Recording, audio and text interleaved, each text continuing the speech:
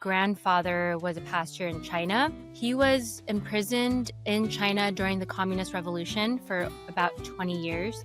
I was like, I can't keep following my parents' faith. I had to find it on my own. And when my grandfather was really sick, she prayed that he would be healed, and he was immediately healed. So she's like, okay, well, I have to believe now. But there's this part of me that's like a homing pigeon. I call it my Adventist homing pigeon. And I was like, must go back to the Adventist. And I kind of went crazy. Like, I partied for the first time. I had alcohol. I was like, wow, this is what it means to like live life. And it felt really good at the time. Like,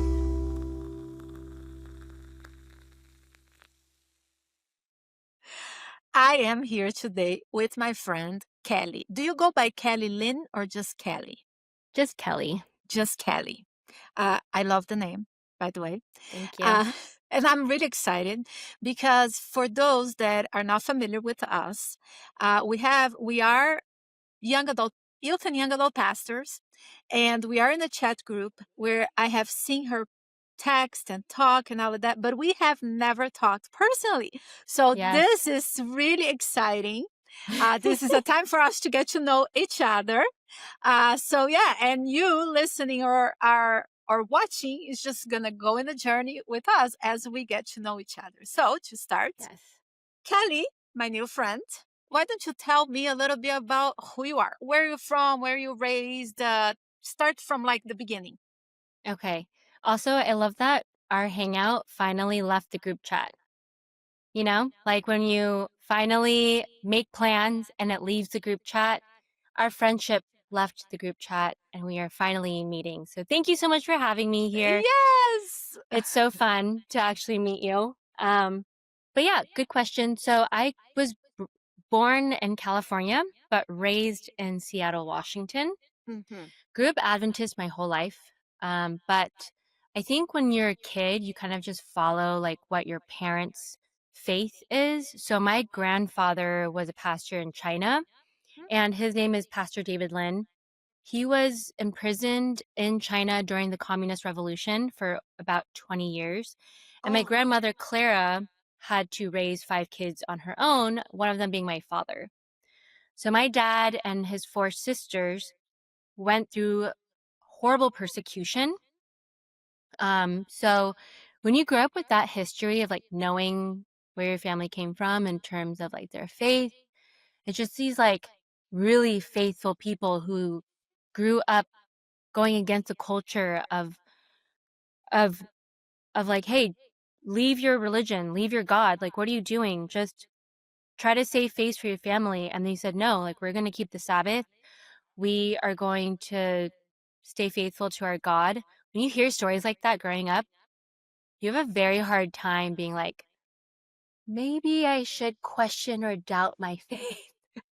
Like you're told your whole life that this is your family's story and you want to honor that. So when I went to college, I I was like, I can't keep following my parents' faith. I had to find it on my own. So I feel like in a sense I left the church in my early 18 to 21-year-old days.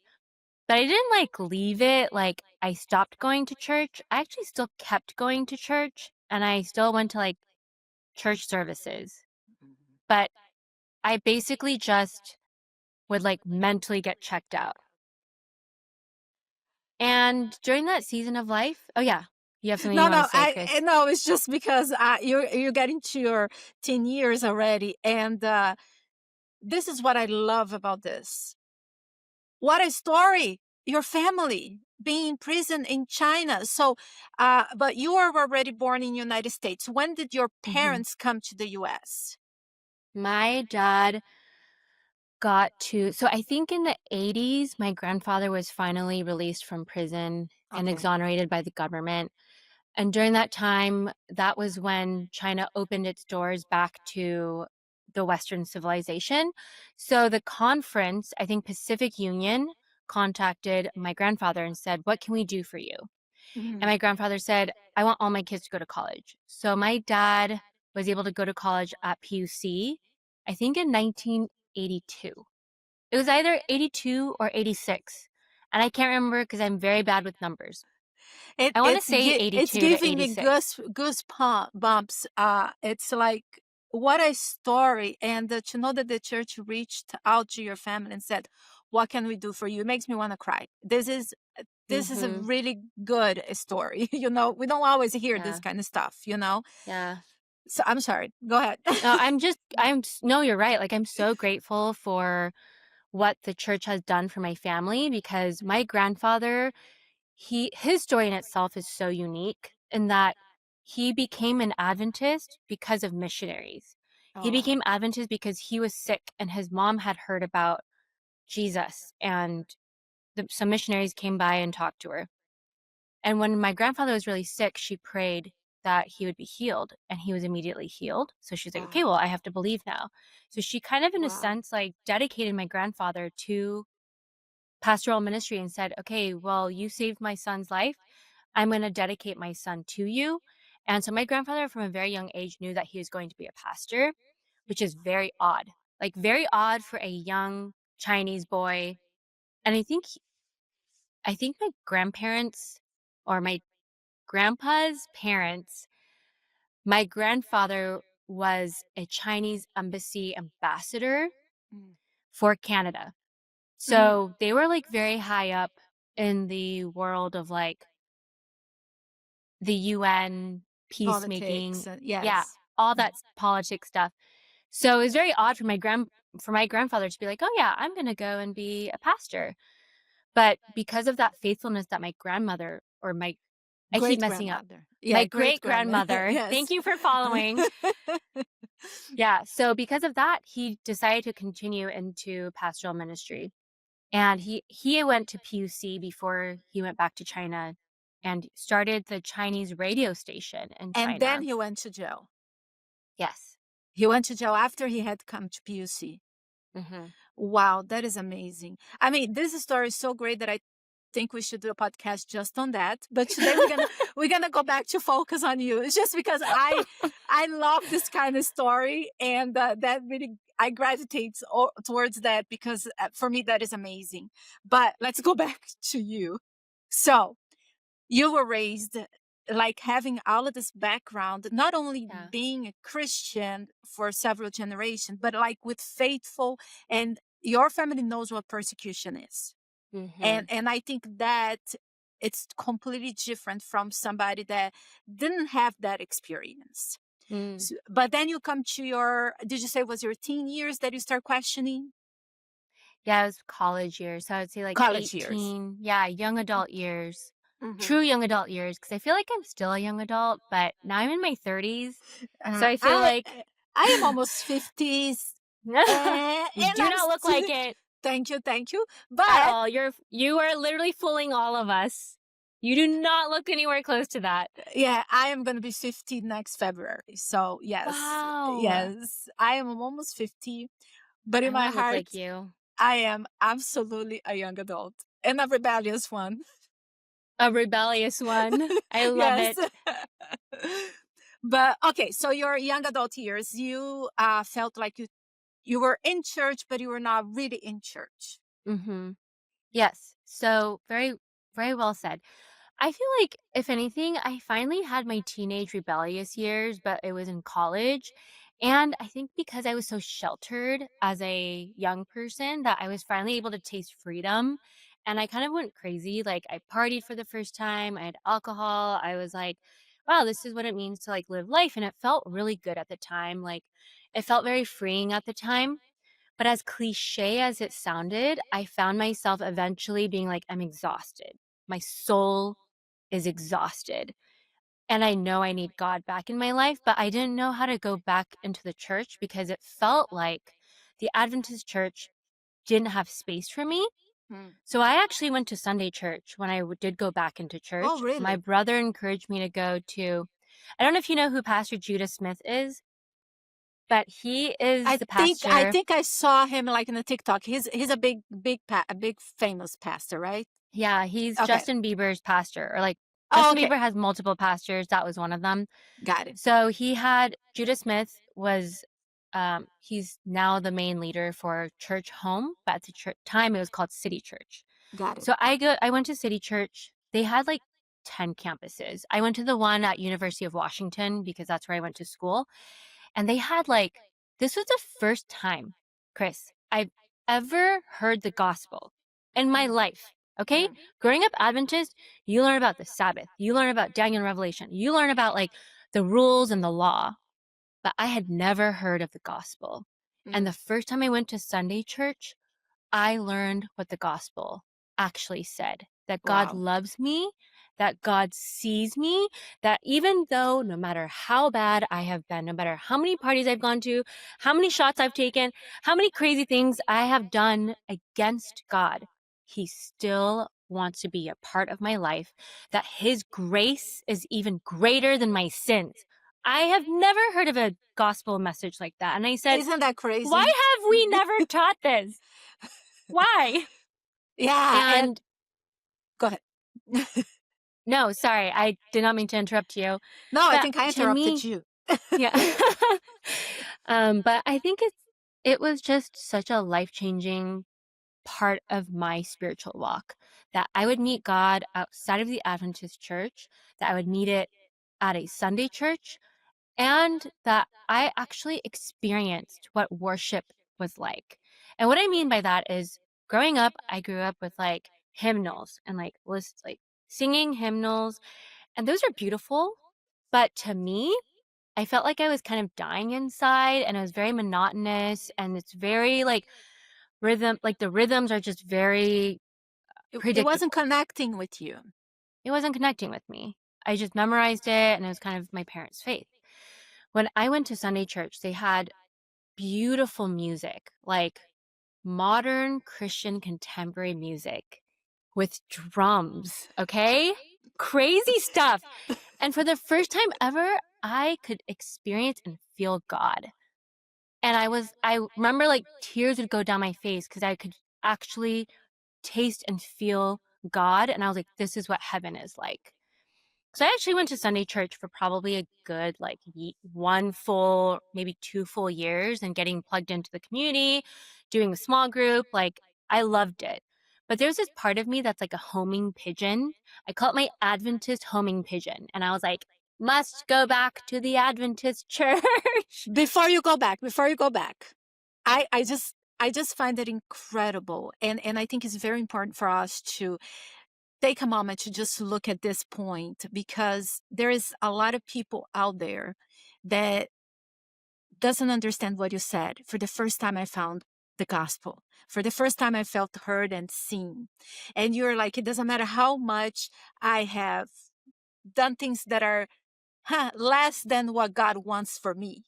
You know, I was drinking, I was out. And this is something that really bothers me because it looks like that in our church, there are not only our church, I believe in most churches, we have this double standard. For an example, before I came to Christ, I did all of that. But when I came to the church, people praised me. Look at this. She was in the world. She was dancing and doing drugs and doing alcohol and doing all of that. And look, she had a conversion moment. She came to the church and they all praised me. But when this happened with somebody young in the church, it's not the same way that they look at it. And Mm-hmm. basically the reason being is they should know better. They already knew Christ. But that's the thing that we need to realize.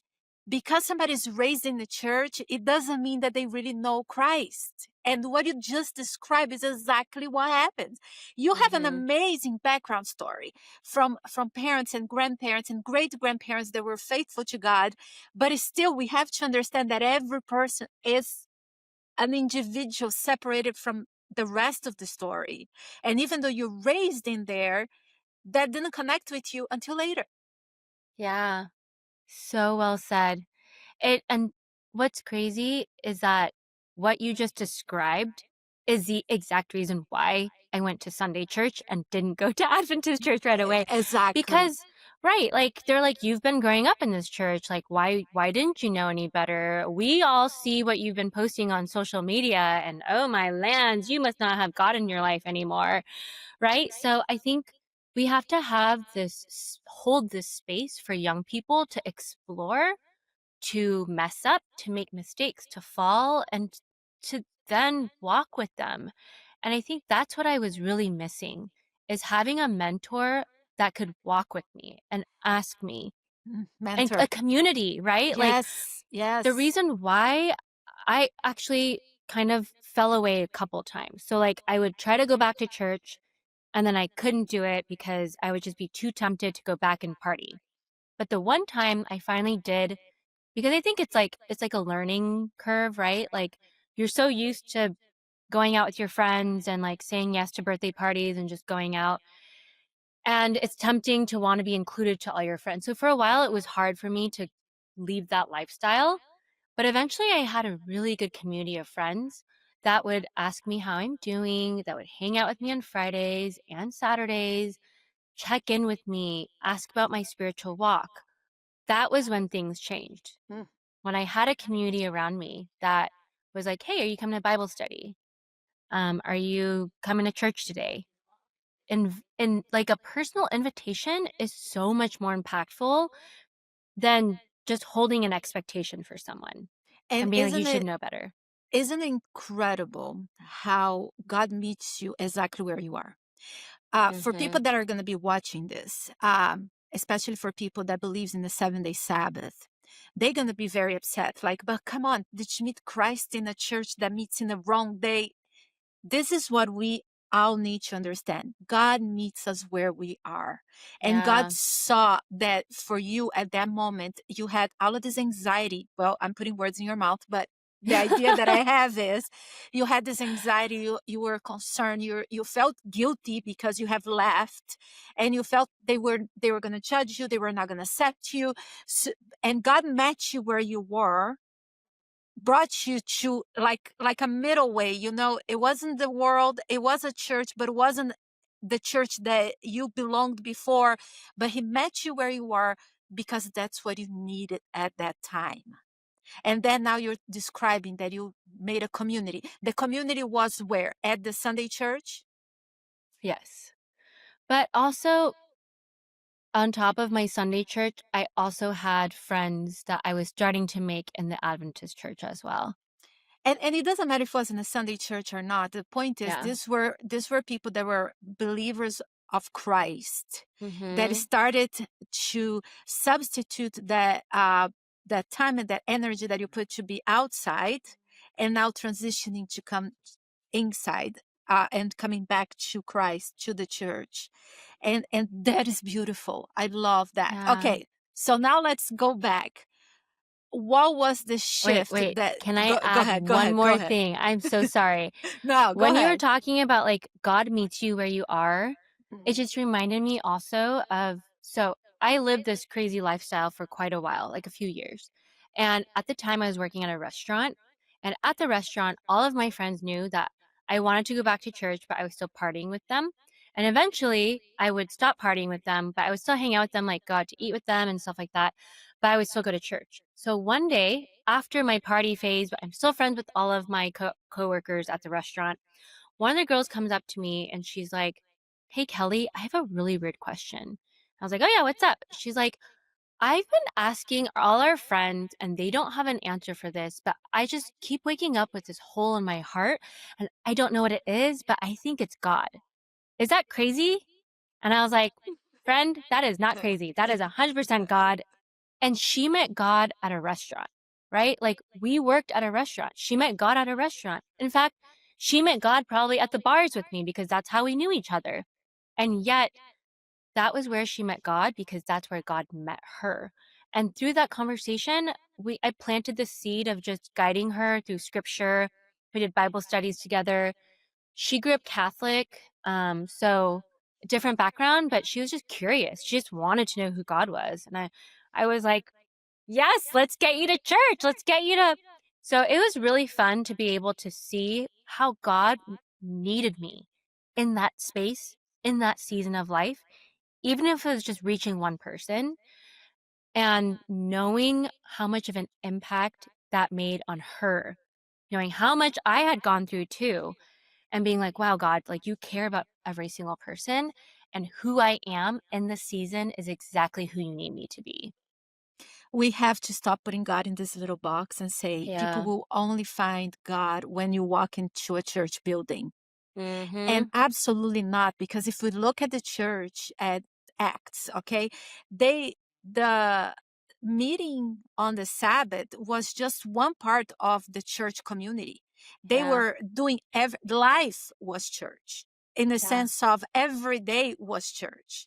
And so we keep forgetting that God needs us in the world. Yes, there's a Yeah. danger, because when you're there, if you have a good solid foundation and taken, at this point you were not exactly in relationship with God, but God knew where your heart was.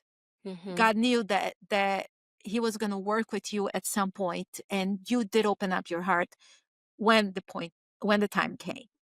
Yeah. So it's so interesting that you're talking about that, because I remember when I started coming to, not even church at this point, because I was very atheist, very rebellious against God and all of that kind of stuff. But when I start open up to maybe there is a God, I Mhm. started doing a Bible study, not because I wanted to do a Bible study, it's a long story. But anyways, I ended up being plucked into a Bible study because these people came to do Bible study in my house for somebody else. Anyways, long story. But I started overhearing where they were talking about the Bible study. And then I Ah. remember days where I lived in Florida back then. We were at the beach, drinking alcohol, having, doing a barbecue, drinking our alcohol, and arguing about the Bible. I love it. And that is how God met me. Yes. It's like, Absolutely. it's the craziest thing. And God will be in places like this. It is Yeah. kind of like temporary. He meets you exactly where you are, but then he takes you to where is better for you, you know? Yes. Yes. Now, Absolutely. take me there. I Wow. love hearing that. I love hearing that because I don't think we talk often enough in church about the the journey because we're almost ashamed. Like once we get to this point of like, oh, well, now you're a pastor and you're living this life, we don't talk enough about where we mess up or where Oh, we right? Like what the journey let me looks tell you, like. let me tell you. So now I have been a Christian for 20 years. But when I first came to church, the pastor asked me to share my testimony.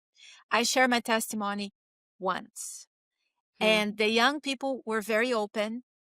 But I start overhearing people say, "Oh, how can she talk about stuff like that?" Because, by the way, I'm coming from the world where cursing. By the way, I didn't curse, but talking about cursing, talking about sex, talk about drinking and party, and relationship with different people and all of that.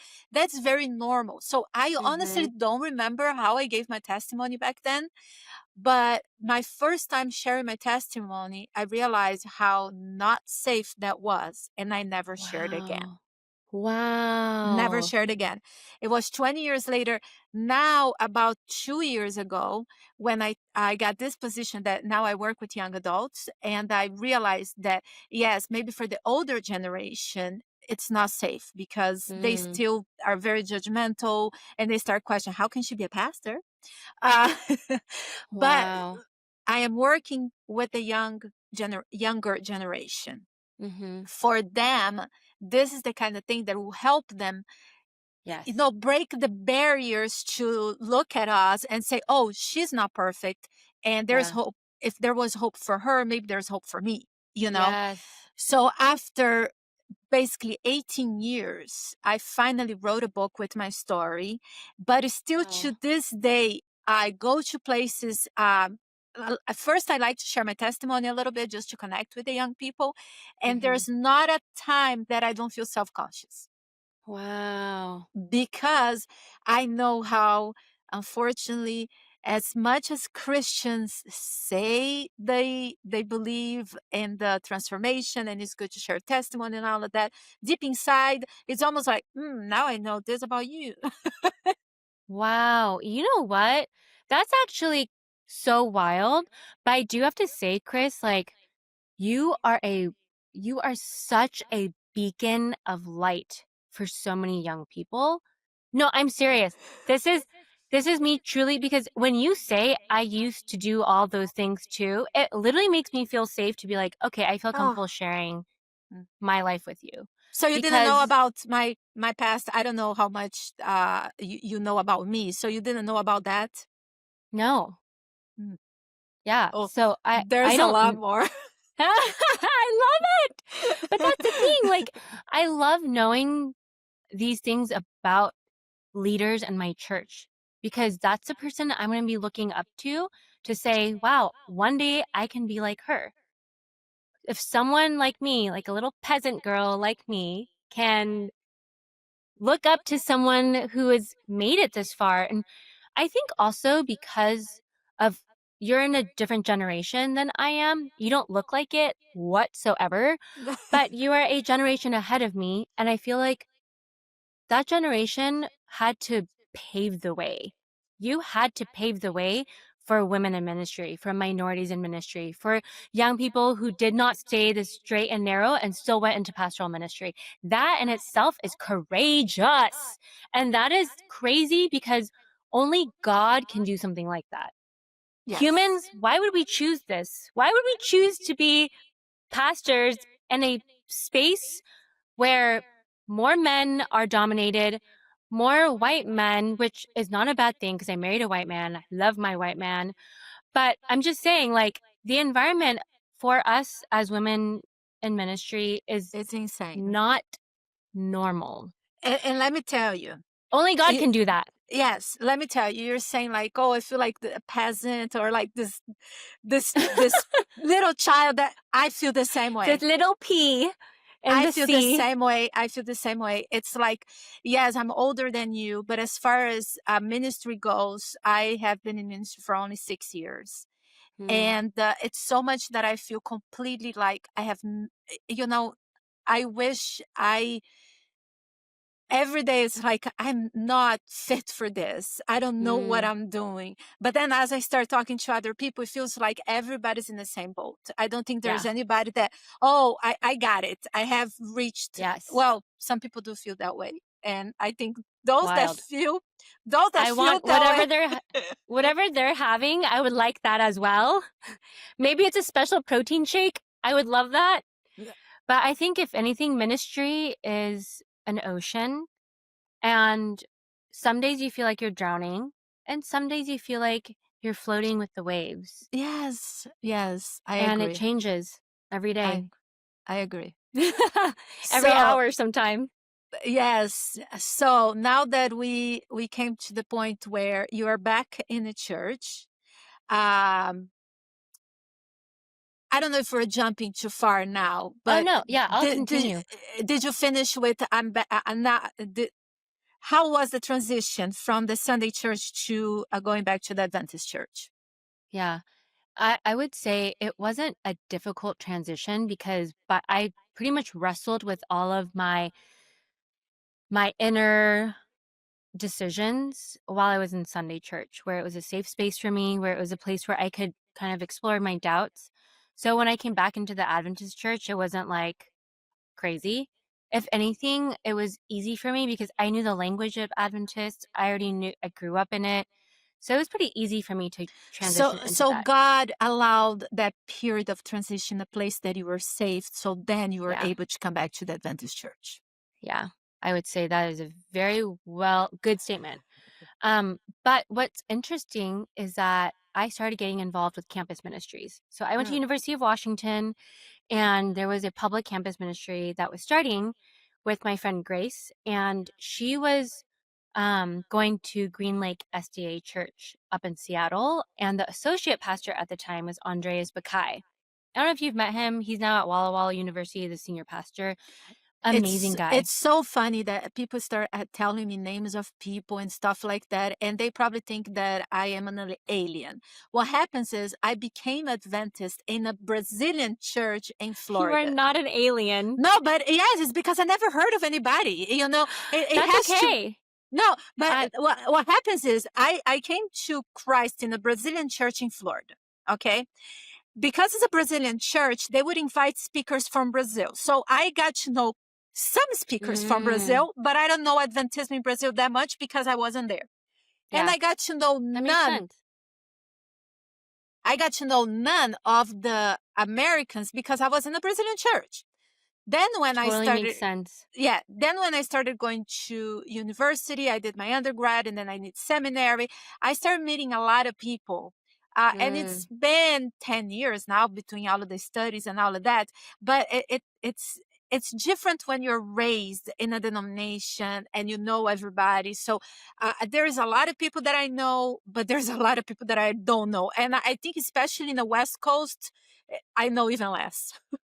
That's okay because I grew up in Adventism, going to public school, had no idea who Ted Wilson was, had no idea who these big Adventist names were. I only ask because I don't want to, I don't know, you don't want to assume that people know or don't know someone. So that's Yeah. why I ask. But Yeah, which is going fine. back to, yeah, going back to, I Mhm. didn't even know what glow tracks were until like 2 years ago. Like I'm Adventist, but I'm not like big name Adventist, like I'm still learning as well. And I It, think it, it makes you humble. yeah, and I used to be embarrassed, like I don't know this, I don't know that, and now I'm like, it is what it is, It is what it and is. yeah, and it gives me a good excuse to say, hey, I wasn't raised Adventist, so explain to me what it It's is. true.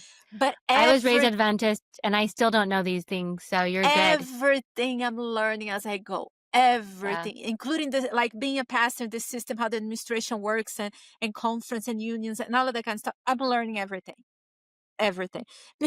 People are like, You can teach all that to me because I'm also still learning.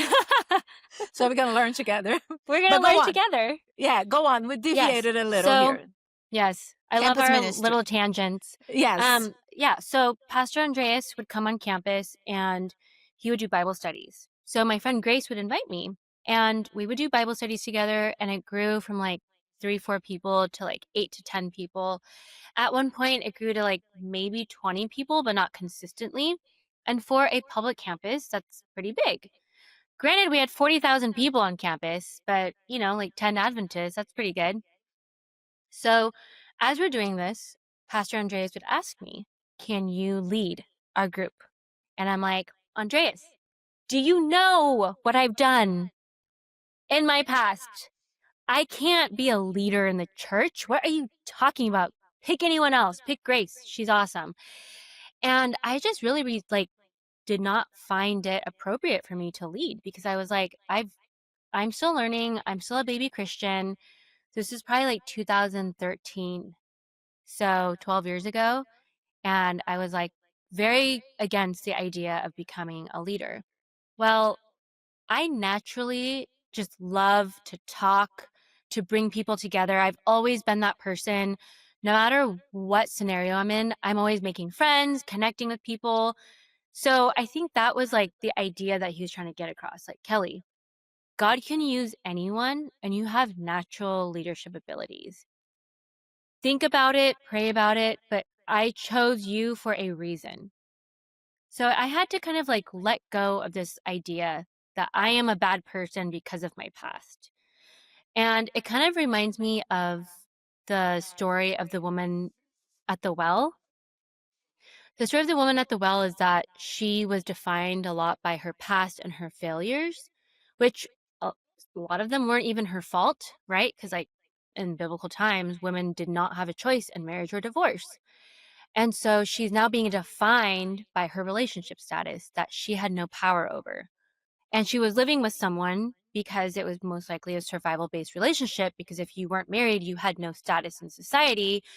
And I was doing the same thing. I was looking at myself, at my past experiences, at my past identity, and I was saying, this is who I am. And I'm allowing that to define me. And what my pastor said to me was actually quite important for me to notice. Like, it opened my mind to the idea of like, God is greater than what you are imagining, that your past and your history doesn't need to define you. And in fact, the woman at the well, she was bringing her water jar, which also, again, is a symbol of survival back then, because if you didn't have a water jar, you couldn't survive. She left that water jar when she heard about Jesus and she ran. And her new identity is no longer this woman that she's always identified herself as. She left that at the well and said her new identity is the disciple of Samaria. Like, Mm. incredible, right? And that was kind of what God was showing me and revealing to me, like, Kelly, drop that old jar. Like, you are holding on to this old identity and you're saying to yourself, no, this is who I am. This is just my like experience. And I think also, and this might, I want to just forewarn anyone, like if they have any history with like sexual assault, trigger warning coming, but I was sexually assaulted when I was 18. Mm. And I'm okay with sharing that to the whole world because I know what God has done to heal me in that. Mhm. And when I met my husband, my now husband, he was so incredibly healing in his response to that. And revealing to me like, Kelly, this doesn't need to define you. Nothing that you have done will make me love you less. Ah, this is so beautiful. And that was essentially how I met my husband. Like that was one of our first dates, was just sharing these like deep things with each other. But that was essentially how God viewed me. Like, Kelly, these past experiences, they don't hold you anymore. I hold you. I created you. I made you unique. I put you through this life. You might have chosen the wrong things and the less than ideal circumstances, but I am God and I make concessions for you and I still have a plan for you. And so let that identity go. So I That is finally let that amazing. identity go. But that was so hard for me, Chris. Like I had struggled with being like, how can I be a leader if I didn't get therapy for my sexual assault for 9 years because I was too scared to. And one day I finally got the courage to call a therapist and to get help for it. Mm. But for so long I had been like bottling it up, thinking like nothing's wrong with me and fighting it and just shoving it down.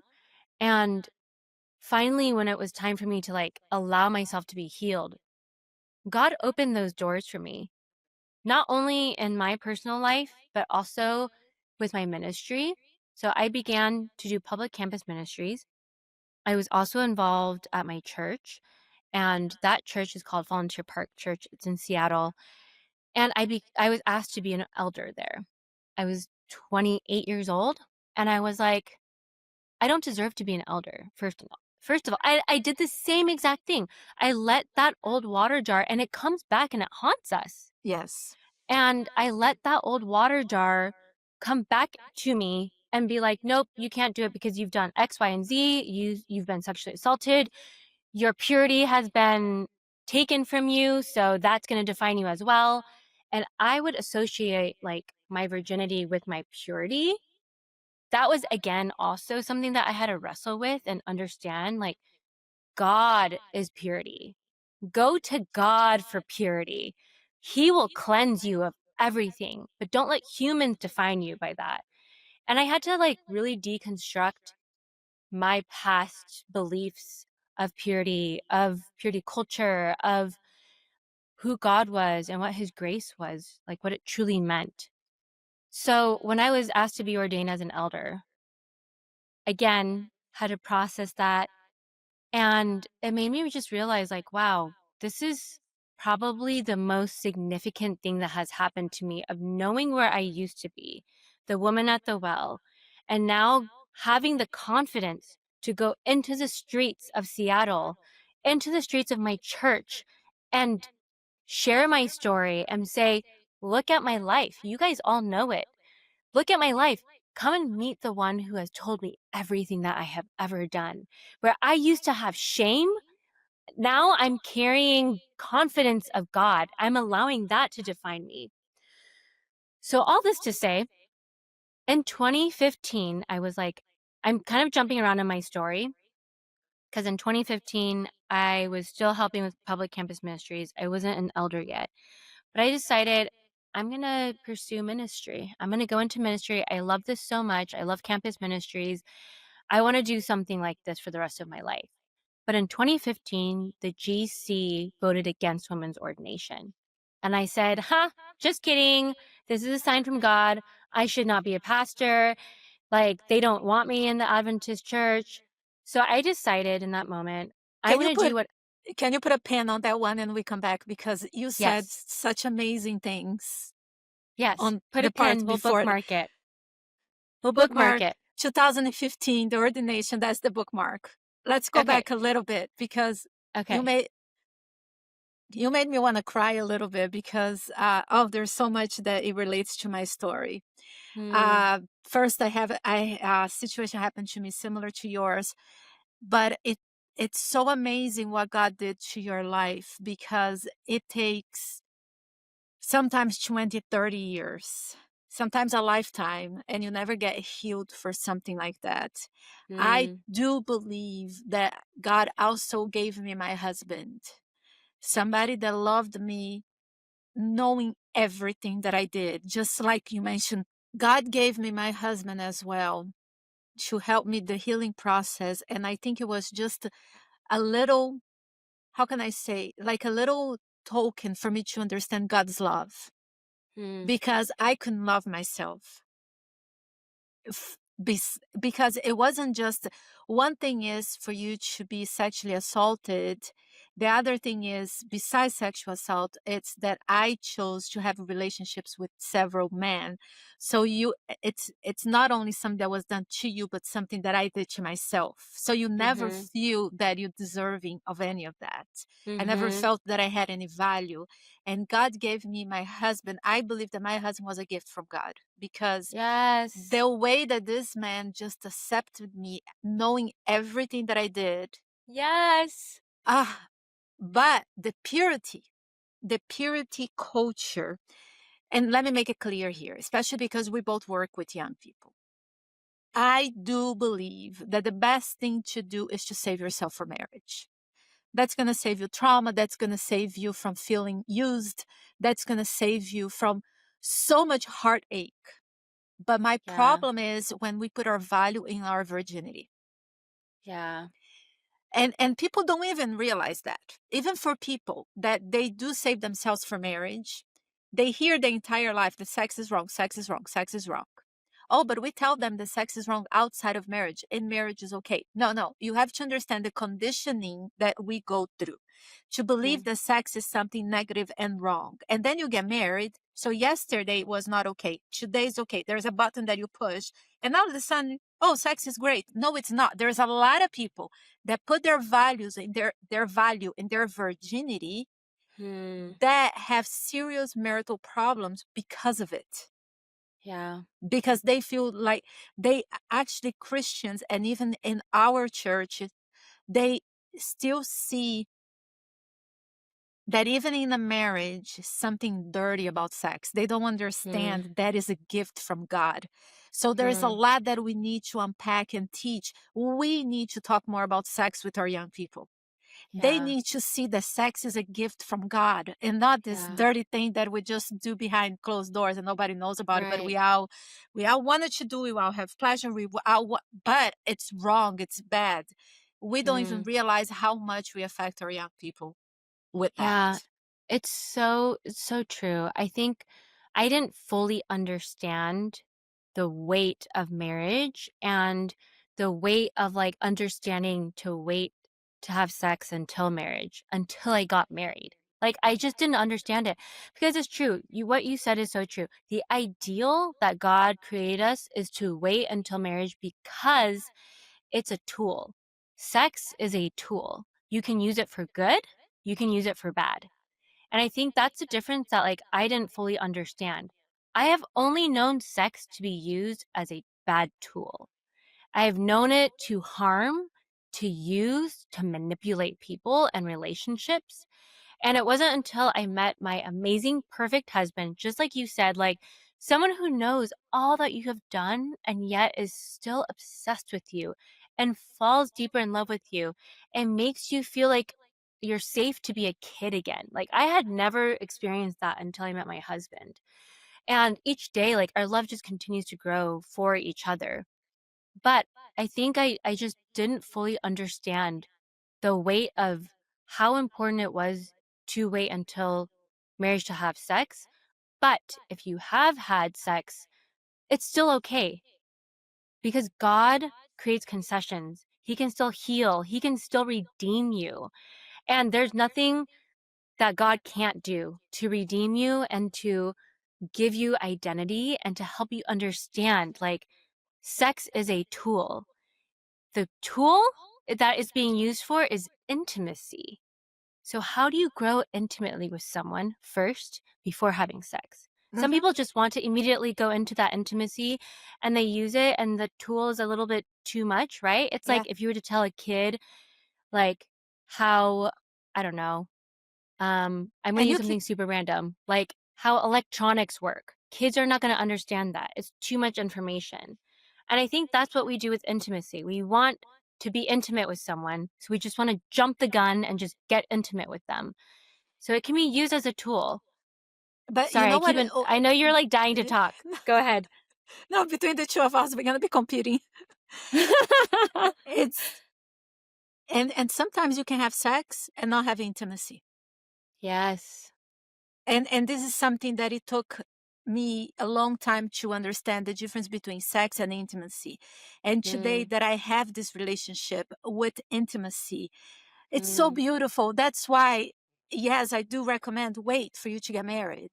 But it's like you said, if you didn't, if it happened before, it doesn't mean, like some people wanted to say, that it is important also for us to help young people understand that your worthiness, it's not attached to your virginity, because mm, people feel that, okay, actually, this is what I heard from a church leader, unfortunately, that if you start the relationship wrong, God will not bless your relationship. So mm. basically, if you're married and you had sex before, you feel like God is never going to bless your marriage and you're doomed for the rest of your life. That is That's not terrible. God. That is not God. That's That's not who God fear. is. That's Yes. fear. That's trauma. That is condemning, like condemning, how do you say, like that Yeah. you're Yeah. making that person and the marriage is going to fail, because listen, you're thinking constantly that God never blessed me because I had sex before marriage. That is so wrong. Yeah. Yeah. That is something that really hurts me when I hear that. So I Yeah. just want to comment on that, because I think this Well, is very important it's for your young so people to understand. yes, I love what you said, and it reminds me of Genesis when they created Adam and Eve, and it said that they were naked and felt unashamed. But you know what's crazy is when sin happened, anytime you see nakedness in the Bible, It's it is shameful. attached to shame. Yes. To understand what it means to be naked and unashamed, I truly did not understand that until I was in a safe marriage. And that is what God wants for us. His ideal is safe marriages. So many times people choose to get married for the wrong reason. So many times people get in relationships for the wrong reason. So many times we break God's ideal. But So, God is a sometimes we just rush because we're like, oh, I don't want to be single. What if I don't find my right person? Or this crazy idea that there is my other half or my soulmate. I'm sorry, I do not believe in soulmate. Like it's a yes. very evil idea to think that God created you like an orange, that he split in half and he threw in the world and said, go find it. What kind of evil God is that? And what That if is so I'm funny. And what if I met this perfect, my soulmate when I was 18 years old? And if I don't get married right now, I'm going to lose my Right. soulmate. That is so devilish. Like that is Yeah. not God. You know, I, Yeah. I went through, and I, I'm, I'm addicted to rom-coms since I was a little child. It's like, Aww. I had such a traumatizing childhood that my escape route was TV. Mm. And I always lived in this la la land, this romanticism. And I always wanted to find my perfect person, my soulmate, and all of that. I mean, I read horoscope and I was seeing like who was the perfect match for me. Anyways, I live in that Yes. world So for a very cute. long time.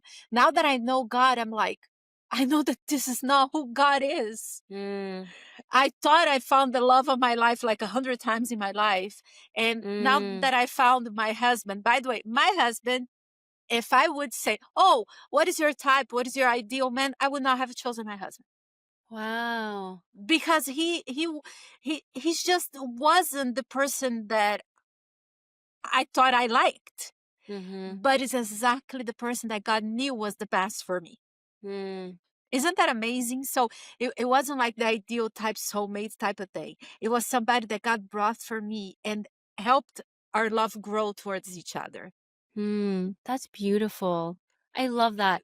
I think, and just to finish my last thought, I think God creates concessions, meaning like he, even though the ideal has been broken, like Adam and Eve sinned, he still made a promise, right? A concession, a promise to fix what the ideal used to be. I think for me, like, I never believed in soulmates, but the more I'm with my husband, the more I'm like, this person is truly made for me, that God knew that each of the things that I was missing and lacking, he would find and make someone who can bolster that part of me. I think the longer I've been with, his name is Logan. The longer I've been with Logan, the more I'm like, okay, I know I say I don't believe in soulmates, but like God, you knew I needed this man. I'm And talking about the soulmate in the sense of the fantasy world and this kind of like yes. Like you you know, immediately meet and you just are like and chemistry's sometimes high. yeah, and sometimes it is. Sometimes I mean, Yeah. my husband and I we met and we never separate. Okay, I'm talking Yeah. about that idea of there's your soulmate, if you want to call soulmate, is the person who God prepared for you. Yes. That's what I believe. And oh, but I married my soulmate and he died. What now? God's gonna prepare another soulmate for you. That's what I think I'm trying to express here. Yes. That if God wants you to marry a second time or something like that, He will prepare that perfect person for you. Absolutely. I think the idea that I don't like is that there's just one person, and if you don't find Right. that one person in a billion You're screwed. people, Yeah. you're done. I think that's the concept that I don't like it. Yes. I agree. And I think that puts too much pressure on people, you know? Yes. Yes. Yes, it does. And not only that, the first argument that you have with your husband, oh, maybe I rushed. Maybe he wasn't my soulmate. Oh, Oh, maybe I that's need to true. look for my true soulmate because if it really was my soulmate, this wouldn't be happening. Ugh, So that's dangerous. that's very dangerous. Yeah. Yeah. Conflict's Okay. good. Conflict is good. People, healthy conflict, you should be having healthy conflict. Okay. Yes. Yes. Yes. Yes. So go back 2015, unpin, go. Okay. Back to it. In 2015, the General Conference of the Seventh-day Adventist Church voted against women's ordination. And I was, as a young person who wanted to pursue pastoral ministry, took this as a sign that God said, no more, haha, you're not going to be pastor anymore. And I said, that's okay. I'm going to go and do what every good Adventist does, is go to medical school. So I went to medical school. I actually like finished all my prereqs, moved to Loma Linda, went through my first year of medical school, and I hated it. It was 2019. So as you know, by 2020, we had a pandemic. Pandemic. And I failed out of my classes. I was just so stressed. I was so lonely. I was so unhappy with the choice of medicine. And it felt like I was just this fish swimming upstream. And everyone was like so happy to be in med school. And I was like, this isn't for me. This is truly not like when you're in a bad toxic relationship, you're like, something's wrong. That's Mhm. kind of what it felt like. A lot of my friends and family, they pursued medicine and it is so good for them. And I'm so proud of them. It was truly just not it for me. And so I failed out and I didn't know what to do with my life. I didn't have a job for the first time since I was 15 years old. I've always had a job. I didn't have a job. I didn't have school. I didn't know what to do. And yet I felt like God was telling me, there's something more for you. And I was like, okay, God, there's something more for me, but I don't know how I'm going to get from point A to point B. So I'm going to trust that you will guide me through that. So he's like, okay, just wait. I was like, cool. Waiting for me looks very different than what waiting might look like for someone else. I started learning how to sew. I opened a small business. I sold masks. I was working 24 hours sometimes because I had so many orders I had to finish and prepare. So that was a very busy season of my life. But I love being a part of church. So I started volunteering at my church, at Loma Linda University Church. And my friend got me to join a small group. This is what I think. I think people need personal invitation to go to church. It can look like a social, it can look like a small group, it can look like church where you're actually going into a church building. But my friend inviting me was how I started volunteering at Loma Linda University Church, how I got involved, how I started to create like I asked what help they needed. They're like, "Oh, we need a guideline for how to train our small group leaders." And I said, "Say less, fam." So I started writing up like a 17-page guide of how to train your small group leaders. I was like zealous. I am very excited and I'm an overachiever. So I was like, I'm so excited about this. I was volunteering 40 hours a week, made this guide, started doing a website, started helping with the social media, started like looking for volunteers and getting involved. And after a year of this, so I started in January of helping with this. By September, my pastor at the time, Pastor Philip Milosavljevic, he was like, "You're volunteering 40 hours. We want to start paying you to work here." And I was like, "Oh, that's really nice. Like, you're recognizing what I'm doing. Like, that feels really good." But at the time, I was actually looking at jobs because I'm also a certified surgical technologist, so I could go and work as a contract worker and get $100 an hour. So I was literally googling like how I could start doing contract work. And as I was looking for this, God knew that I was like looking for a way out of ministry, and he's like, "No." And he stopped me because Pastor Phil was like, "We want to start paying you, but this role has to be a pastoral ministry intern role. And you have to be okay with being an intern pastor." And I said, "Ha, I don't want it." I was like, "Okay, never mind then. I don't want it. I just want to be an assistant. I don't want this role." He's like, "Just pray about it." So what's funny is, Chris, the month before that, LA Chinese Church called me and said, "Hey, we want you to be our assistant pastor because we need an assistant pastor." I didn't feel like it was a good fit for me. I didn't go to that church. The only reason why they asked me was because I was Pastor David Lynn's granddaughter, and that was very significant. So I didn't feel like, I don't know, I don't believe in nepotism. So I was like, I don't feel confident into going in this position. I don't know the community, et cetera, et cetera. So then this planted a seed in my head that the next month, Pastor Phil would offer this role to me. So I called my mentor, again, Pastor Andreas, being like, "I don't know what to do. Help. I don't think I want to be a pastor." He's like, "Have you done anything and everything that you can to make sure that if you were to do anything else in this world, you had a chance to try it?" And I was like, well, that was medicine for me. That was like, I at one point wanted to do physical therapy. I thought I wanted to do PA school. Like, I've pursued multiple paths, and all of them have led me to pastoral ministry. And he was like, "Well, let me tell you a story about a guy named Jonah." And I said, "No, not Jonah." And he's like, "If you keep running, God will keep calling you." Yep. So I took that as a sign. I said, "Okay, I will I will take this role as a pastor, but Lord, I need you to show me and continuously give me breadcrumbs of faith and remind me that I'm in it for the right reason." And I was like, "And my second thing is, if I'm going to get my education in this, it has to be free. Like, you need to provide that for me because I have no debt. And I don't want to get into debt for more schooling. Like, I've already gone through so much of school. I'm in my 30s. Like, I don't need more debt."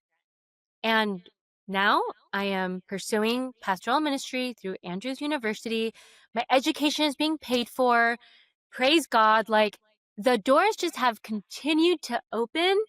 And I've just been like, "God, you are faithful to your promises." And I worked for a year in Loma Linda as a pastoral intern. And for my first year, I genuinely questioned, should I be a pastor? Is this the right role for me? I wrestled so I'm hard with still that. questioning. I'm still questioning. I really am. Each day I wake up, I'm like, is this still the right thing for me? And I'm confident to say that each day I wake up and I'm like, this is the right thing for me. And a year after that, like after this job, which I've now been in it for 4 years, but after my first year, I met my husband. I was like, okay, I want to do this. I'm going to do this pastoral ministry thing. And that's when I met Logan Dickinson. It's so crazy to think about because I literally remember telling one of my friends, okay, I'm going to do it. I'm going to stay in the church. And a week later, I met Logan Dickinson. And what's crazy about meeting my husband is that, sorry, I have a bug zapper in my house, so it might go off a few times. I'm so sorry. That's what I've I'm been hearing. praying. I've been praying that it would stop and that like no bugs would be zapped. If you want, I can go turn it off, but it's been an No, hour now. no, I am don't so worry. sorry. But Don't worry, don't the worry. crazy story about meeting my husband was that he was singing at church and I was doing announcements that day. We had never met each other. And we met that day. Turns out we had both been going to Loma Linda for church in 2019, and we didn't meet until it was time for us to meet in 2021. And on top of that, when we did meet, we eventually like started talking to each other. He added me on Instagram. It's this whole story. Turns out his mom worked with my dad in 1988 before we were born. They were coworkers. And there's this That is picture insane. of my mother-in-law and my dad and like 8 other people in the picture, and they're standing next to each other. She's holding this little birthday balloon that says happy birthday. And it just gave me so much peace. Like I have That is always amazing. been worried that my parents would hate my partner because I've honestly had a terrible choice in men. And my parents have never liked any of my exes. Praise God, because they love and adore Logan. But I'd always been really self-conscious about that. So when I found They out, just needed to like one. That's it. yeah, they need to like one and they needed to meet him. Because what's crazy is, so my mother-in-law and my dad had been coworkers. My dad went to my in-law's wedding. Okay, that's the That is crazy thing. crazy. He has pictures of their wedding. My dad went to Logan's baby shower. Like, we were neighbors at one point and we just had no idea. I lived like very close to where Logan and his family was, but we had just never run into each other. And then I moved out of California when I was 5 years old and I didn't come back until I was much See, older. I do believe in that kind of soulmate. It's so crazy. Yes. And I'm like, God, you knew. And he was just Exactly. preparing us for the right time to meet each Exactly. other. Exactly. God is This so good. No, the whole thing. Kelly, I'm loving this conversation. I can go for another 2 hours. Listen, we have to do part two and probably part three I because love it. we need to talk about, like, okay, you got to the point where you started in pastoral ministry, but we need to get into what is pastoral ministry for women. We have to get Yeah. into ministry for young adults. We have Yeah. so much more to cover. So I think we need to do another one of this. What do you think? I'm so down. That sounds so fun. And honestly, it's really good to talk about this because I think people see us on a day-to-day basis or a week-to-week basis and they're like, "Oh, that's just my pastor." But you don't realize like what we're actually thinking or how we're processing things. Like people have no idea in my community that I had been for that first year of pastoral ministry considering leaving pastoring. That first year was so hard. We And I have a want to talk about tendency, like why yeah, it was hard. Like what yeah. struggles are there? Yeah, we have a tendency to start putting pastor like an institution, and we forget that we're humans, you know.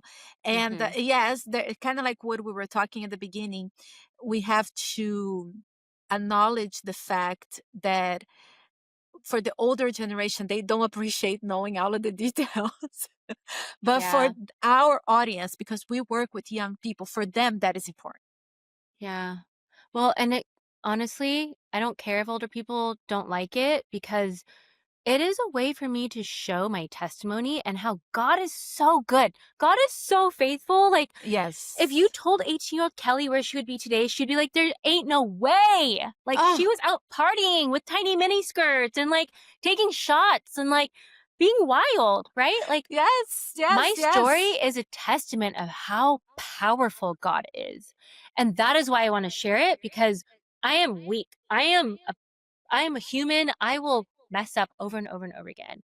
But God is perfect. He knows what we're going to do. He knew that we're going to have this conversation. He knows each person who will listen to it. And that's a beautiful thing. God is going to use every single person and their story and their unique way. Yes, And that's why yes. I'm going to keep sharing my story. If you asked, I would say Sorry, not even sorry, old no, people. no, no. If you asked my 24-year-old self, even 24, because I became a Christian at 25, 26, even a year prior to that, I would never, I mean, I hated God. I became an atheist. I hated religion. For me, religion was all about taking advantage of people and controlling people. Yeah, Wow. to be where we are today, listen, the biggest reason why I believe the Bible is true and God is real is the transformation in my life. It's the Yes. transformation in your life. So yes, that's why we do this. Yes.